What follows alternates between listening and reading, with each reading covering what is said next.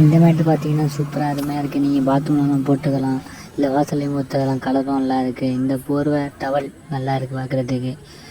நல்லா அந்த குளிர்லாம் தாங்க முடியும் இருக்குது. இந்த மேட்டும் நீங்கள் வாசல்லையோ இல்லை கிச்சன்லையோ இல்லை ரூம்லேயோ போட்டுக்கலாம், பார்க்குறதுக்கு சூப்பராக இருக்குது. இந்த பில்லோ நல்லா இருக்குது.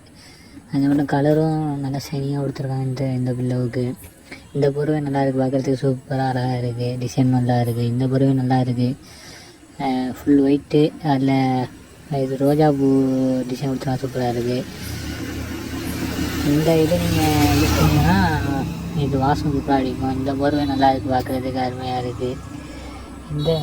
இந்த போர்வை நல்லா இருக்குது பார்க்குறதுக்கு. மேட்டு பார்க்குறதுக்கு அருமையாக இருக்குது. இந்த மேட்டு இந்த போர்வை பார்க்குறதுக்கு அருமையாக சூப்பராக இருக்குது. இந்த போர்வை பார்க்குறதுக்கு நல்ல டிசைன் கொடுத்துருக்காங்க. இந்த கோலத்துலேயே டிசைன் கொடுத்தா மாட்டோம், அந்த டிசைன் இருக்குது. இந்த போர்வை நல்லா கனந்தாகும், பார்க்குறதுக்கு அருமையாக சூப்பராக இருக்குது. இதுலேயும் நீங்கள் உள்ள அந்த சாம்பிராணி வச்சு நீங்கள் மூடிட்டீங்கன்னா போக அழகாக வெளில வரும், பார்க்குறதுக்கு சூப்பராக இருக்கும். இந்த பொருள் நல்லா இருக்குது, பார்க்குறதுக்கு அருமையாக நீட்டாக இருக்குது. இந்த மேட்டும் நல்லா சூப்பராக இருக்குது. நீங்கள் வாசல்லே வந்து போட்டுக்கலாம். டிசைன் நல்லா இருக்குது.